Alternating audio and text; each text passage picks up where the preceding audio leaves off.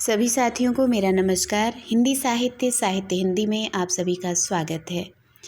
हम विशेष कथन को पढ़ रहे थे। मुख्य कथन जो रहते हैं उनको पढ़ रहे हैं और आज पार्ट 3 के रूप में कथन आपके सामने उपस्थित है। तो यहाँ जो मुख्य कथन है वो काफ़ी महत्वपूर्ण भी हैं और इसके बाद कुछ नए तथ्यों के साथ फिर और वीडियोस में इसमें डालूंगी। आप लोग इसमें बने रहिएगा, चैनल को सब्सक्राइब करिए। तो आइए देखते हैं आज का कथन। तो पहला कथन है कि प्रसाद पढ़ाने योग्य हैं। प्रसाद कैसे हैं? पढ़ाने योग्य हैं। निराला पढ़े जाने योग्य हैं और पंत जी की काव्य भाषा सीखने योग्य है। तो यहाँ पे प्रसाद जी को पढ़ाने योग्य, निराला पढ़े जाने योग्य और पंत जी की जो काव्य भाषा है उसको सीखने योग्य किसने कहा है? तो अज्ञेय ने कहा है। किसने कहा है? सच्चिदानंद हीरानंद अज्ञेय ने कहा है। आगे दूसरा कथन है उर्दू यामिनी भाषा है। उर्दू को यामिनी भाषा किसने कहा है? तो उर्दू को यामिनी भाषा लल्लूलाल ने कहा है। और कहाँ कहा है? तो प्रेम सागर की रचना करते समय इन्होंने कहा है। तो यहाँ पे जब ये करते हैं तो हमको पता है कि चार यहाँ पे जब हमारा आधुनिक काल शुरू होता है उससे पहले जो गद्य लेखकों की उसमें बात आती है कि किसने मतलब कहते हैं कि कौन से मुख्य लेखक के रूप में वहाँ फोर्ट विलियम कॉलेज में कार्यरत थे। तो वहाँ पे दो का नाम आता है, सदल मिश्र और लल्लूलाल का। इसके अलावा फोर्ट विलियम से बाहर के भी दो महत्वपूर्ण कवि थे। एक थे इंसान अल्लाह खां और दूसरे थे सदा सुखलाल नियाज़। ठीक है। तो इनमें से जो दो फोर्ट विलियम के अंदर काम कर रहे थे उसमें लल्लूलाल और दूसरे सदल मिश्र थे। दोनों ने एक एक पुस्तक लिखी। उन्होंने नासिकेतोपाख्यान लिखी तो लल्लूलाल ने प्रेम सागर लिखी। इसमें खड़ी भाषा का जो पहली बार प्रयोग है वो इसमें देखने को मिलता है। ऐसा कहा जाता है कि खड़ी बोली की प्रथम पुस्तक मानी जाती है इनकी प्रेम सागर। वहीं उनकी नहीं मानी जाती है क्योंकि उसमें कुछ पौराणिक चीज़ों को लेकर के वो लिखे हुए थे।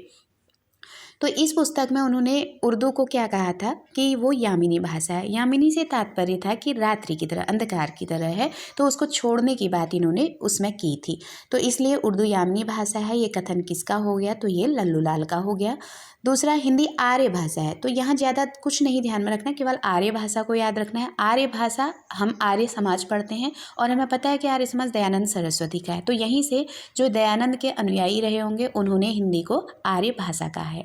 तो दयानंद के जो अनुयायी हैं उन्होंने आर्य भाषा, तो आर्य समाज से हम आर्य भाषा को रिलेट करके ध्यान में रखेंगे कि दयानंद मत को मानने वाले जो उनके अनुयायी थे उनके द्वारा इसको आर्य भाषा कहा गया। हिंदी एक भद्दी बोली है। भद्दी बोली के संदर्भ में आपको पता है कि 2-3 लोग इसमें कहे हैं, लेकिन मुख्यतः यहाँ पे जो दिया गया है वो गारजादा तासी हैं।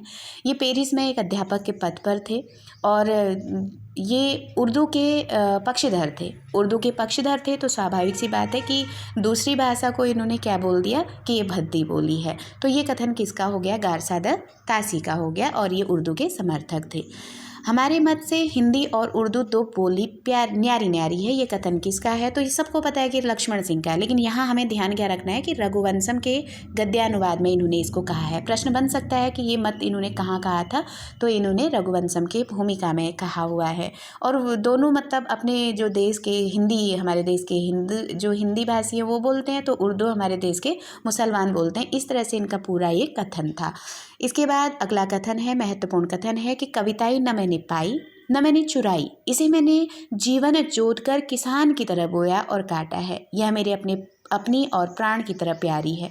ठीक है। जैसे मनुष्य को अपने प्राण प्रिय होते हैं उसी तरह कविताई भी क्या है? कहते हैं कि मेरे प्राणों से भी प्यारी है। किसने कहा है? तो केदारनाथ अग्रवाल ने कहा है।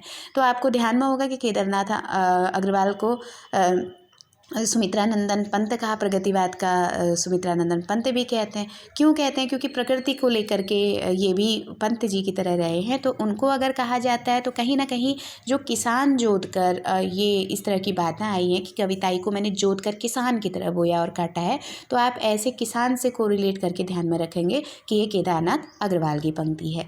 अगला कथन है नागार्जुन अकेले व्यक्ति हैं।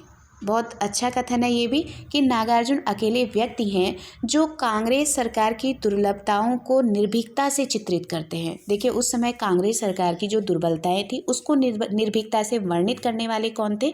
यहाँ भी प्रश्न बन सकता है ना। तो जो कांग्रेस सरकार की है उनकी दुर्बलताओं को निर्भीकता के साथ किसने व्यक्त किया था? तो ये नागार्जुन ने किया था और इनको अकेला व्यक्ति भी कहा है। अब जो विद्वान ने कोटेशन दिया है वो कह रहे हैं कि ये अकेले विद्वान हैं। ठीक है। तो अकेले विद्वान हैं।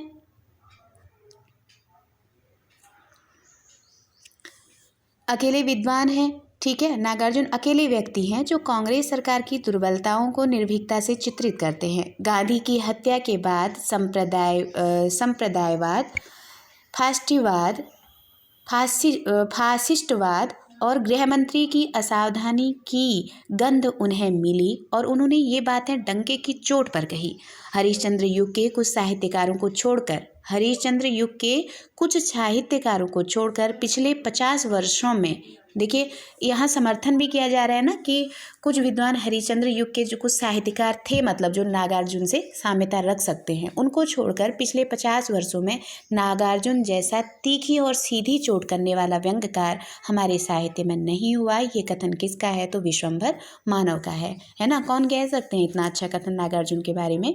तो ये विश्वंभर मानव जी का कथन है। बहुत अच्छा ये कथन है। एक बार मैं इसको और पढ़ूंगी कि नागार्जुन अकेले व्यक्ति हैं जो कांग्रेस सरकार की दुर्बलताओं को निर्भीकता से चित्रित करते हैं। गांधी की हत्या के बाद संप्रदायवाद, फासिस्टवाद और गृहमंत्री की असावधानी की गंध उन्हें मिली और उन्होंने ये बातें डंके की चोट पर कही। हरिश्चंद्र युग के कुछ साहित्यकारों को छोड़कर, यानी कि हरिश्चंद्र युग में जो भारतीय हिंदू युग है उसमें कुछ साहित्यकार ऐसे थे जो इस तरह की बातें करते थे, उनको छोड़कर पिछले 50 वर्षों में नागार्जुन जैसा तीखी और सीधी चोट करने वाला व्यंग्यकार हमारे साहित्य में नहीं हुआ। ये कथन किसने कहा था? तो ऐसा कहने वाले कोई विश्वंभर मानव ही होंगे। अगला है, केदार आँखों से पान किए हुए सौंदर्य के कवि और कलाकार हैं। बहुत अच्छा है कि केदार कौन है? केदारनाथ अग्रवाल आँखों से पान किए हुए सौंदर्य के कवि हैं। ध्यान में रखेंगे क्योंकि उनको भी प्रकृति का सौंदर्यीकरण उन्होंने भी किया था, तो इनको भी कहा जा रहा है कि आँखों से पान किया, मतलब सब कुछ ऐसा लगता है उनका चीज़ों को पढ़ने में कि साक्षात हमारे सामने प्रकट हो रही हो, है ना। तो आँखों से पान किए हुए सौंदर्य कवि और कलाकार हैं, कौन कहते हैं? तो इनको शमशेर ने कहा है। तो शमशेर बहादुर सिंह कहते हैं कि केदार आँखों से पान किए हुए सौंदर्य के कवि और कलाकार हैं शमशेर बहादुर सिंह। अगला कथन है, सचमुच ही यह कवि, मतलब आरसी प्रसाद सिंह के संदर्भ में कहा गया है कि सचमुच ही यह कवि आरसी प्रसाद सिंह, ठीक है, किसके संदर्भ में कहा है? कभी कभी पूछ लेते हैं कि किसके संदर्भ में यह हजारी जी का मत रहा है, ऐसे भी बन सकता है। तो सचमुच ही यह कवि यानी कि आरसी प्रसाद सिंह मस्त हैं। सौंदर्य को देख लेने पर यह बिना कहे रह नहीं सकता। तो मतलब जब सौंदर्य की बात आती है ना तो आरसी प्रसाद सिंह की बात है ना। सौंदर्य को देख लेने पर यह बिना कहे रह नहीं सकता। भाषा पर यह सवारी करता है। बहुत अच्छा कथन है कि इनकी भाषा बहुत अच्छी रहती होगी आरसी प्रसाद सिंह की। तो हजारी जी का ये कथन है आरसी प्रसाद सिंह के संदर्भ में। कितना अच्छा इन्होंने लिखा है, एक बार से और रिपीट करेंगे इसको कि सचमुच ही यह कवि से तात्पर्य आरसी प्रसाद सिंह हैं। ये मस्त हैं। कैसे कवि हैं? मस्त हैं एकदम। और सौंदर्य को देख लेने पर यह बिना कहे रह नहीं सकता। जब सौंदर्य की बात आई तो ये कुछ ना कुछ जरूर कह देते हैं, रह नहीं सकते हैं। दूसरा, भाषा पर यह सवारी करते हैं। इसका मतलब है भाषा इनके पूरे कंट्रोल में थी, बहुत अच्छी शब्दावली या उनका प्रयोग करते होंगे, इसलिए इनको क्या कह रहे हैं कि भाषा पर यह सवारी करते हैं। तो किसने कहा है? हजारी प्रसाद द्विवेदी ने आरसी प्रसाद सिंह के संदर्भ में कहा है। दूसरा कथन है, अगला कथन है, मैं हिंदी और उर्दू का दोआब हूँ। सभी को पता होगा हिंदी और उर्दू के दोआब कौन है? शमशेर बहादुर सिंह हैं। फिर अगला कथन है, टेक्नीज में एजरा पाउंड मेरा सबसे बड़ा आदर्श है। टेक्निक की जब बात आती है तो एजरा पाउंड है ना, तो यहाँ भी कौन आ जाते हैं? शमशेर बहादुर सिंह आ जाते हैं। तो एजरा पाउंड को सबसे बड़ा आदर्श कौन मानते हैं? शमशेर बहादुर सिंह। शमशेर कवियों के कवि हैं। किसने कहा? शमशेर को कवियों का कवि किसने कहा? तो ये अज्ञेय ने कहा है, ठीक है। शमशेर कवियों के कवि हैं। कौन कहता है? अज्ञेय कहते हैं। अगला कथन है, शमशेर का गद्य हिंदी का जाति गद्य है। शमशेर का गद्य क्या है? हिंदी का जाति गद्य है, रामचंद्र तिवारी ने कहा है। ये प्रश्न लगभग जाति कहने से ना बच्चन जी को याद आते हैं या रामविलास शर्मा याद आते हैं। अक्षर हम गलत कर देते हैं यहाँ पे, लेकिन आपको एक शब्द केवल यहाँ याद रखना है। जो ये जाति गद्य आ गया है ना यहाँ पे, गद्य, इस गद्य को ध्यान में रखना। और गद्य इतिहास कौन लिखता है? गद्य इतिहास रामचंद्र तिवारी लिखते हैं। तो भले ही जाति में कैसे भी शब्दावली है, लेकिन गद्य नहीं आएगा। रामविलास शर्मा और बच्चन सिंह में गद्य शब्द नहीं आया है। उनके कथनों को आप देखेंगे, जाति कवि कहेंगे या जाति ये है वैसे कहते हैं, लेकिन जहाँ जाति गद्य की बात होगी तो गद्य लेखन किया है रामचंद्र तिवारी ने। तो ये कथन आपको इस तरह से याद हो जाएगा कि शमशेर का गद्य हिंदी का जाति गद्य है। तो जाति के साथ जब गद्य शब्द को देखेंगे सीधे रामचंद्र तिवारी, और ऐसे याद रखना कि गद्य जो है वो रामचंद्र तिवारी जी ने लिखा था। इसके बाद अगला कथन है, शमशेर प्रणय जीवन का प्रसंगबद्ध रसवादी कवि है। सर जो शमशेर बहादुर सिंह हैं इनको प्रणय जीवन, ठीक है, प्रणय जीवन का प्रसंगबद्ध रसवादी कवि किसने कहा है? तो मुक्तिबोध ने कहा है। प्रणय शब्द को यहाँ पे पकड़िएगा, प्रणय शमशेर को प्रणय से रिलेटेड किसने किया है? तो शमशेर को प्रणय से मुक्तिबोध ने किया है, ठीक है। प्रणय से कौन कहते हैं? तो मुक्तिबोध कहते हैं। फिर है शमशेर की शमशेरियत।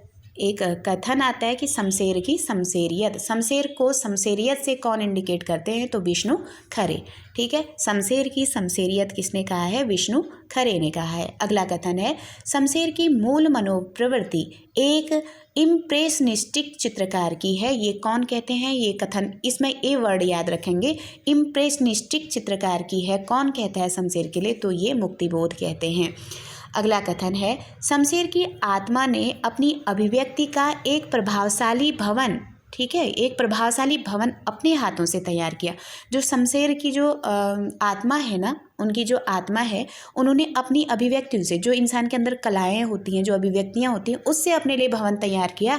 ऐसा कहने वाले कौन है? मुक्तिबोध हैं। तो मुक्तिबोध ने शमशेर पर बहुत कथन कहे हैं। तो वो कहते हैं कि इनकी आत्मा ने जो अपने अंदर उनकी अभिव्यक्ति थी शमशेर के अंदर, उससे उन्होंने एक प्रभावशाली भवन को तैयार किया, उसको बनाया। ये कौन कहते हैं? तो मुक्तिबोध कहते हैं शमशेर के संदर्भ में। अगला कथन है, गोविंद नारायण मिश्र के अनुसार गुथे शब्द गुच्छों का अटाला है ना। गोविंद नारायण, यहाँ पे पूछा भी जाता है कि अनुप्रास गुथे शब्दों का अटाला है ना, अनुप्रास गुथे शब्दों का अटाला है, किसने कहा है?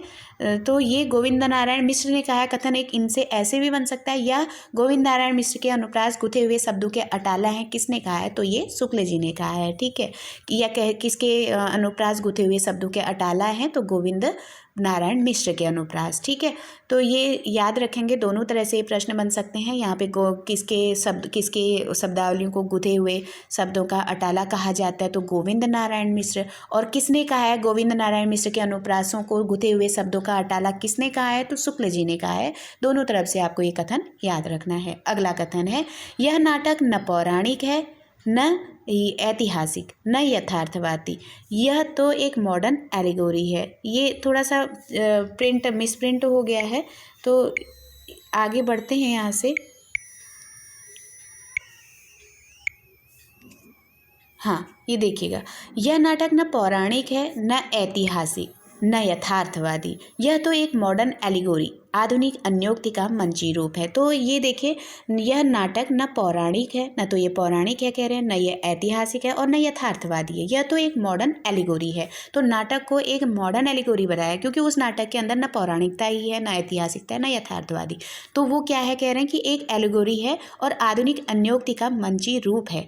ये किसने कहा है? तो ये जगदीश चंद्र माथुर का पहला राजा, ठीक है, पहला राजा जो है स्वयं जगदीश चंद्र माथुर ने ही लिखा है पहला राजा नाटक। उसके संदर्भ में जगदीश चंद्र माथुर का ही ये कथन है। और ध्यान में रखेगा कि जो नाटक है पहला राजा, इसमें ये नेहरू को, ठीक है, नेहरू को, उसमें एक शब्द आया था इलाहाबाद वाले नेहरू, तो उनके लिए ये समर्पित है, इसको भी ध्यान में रखेंगे। अगला कथन है,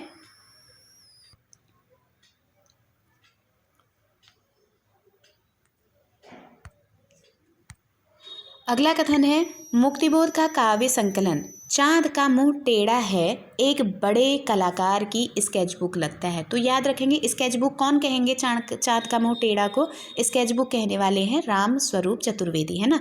राम स्वरूप चतुर्वेदी ने कहा है कि मुक्तिबोध का काव्य संकलन चाँद का मुंह टेढ़ा एक बड़े कलाकार की स्केच बुक लगता है। किसने कहा है? राम स्वरूप चतुर्वेदी ने कहा है।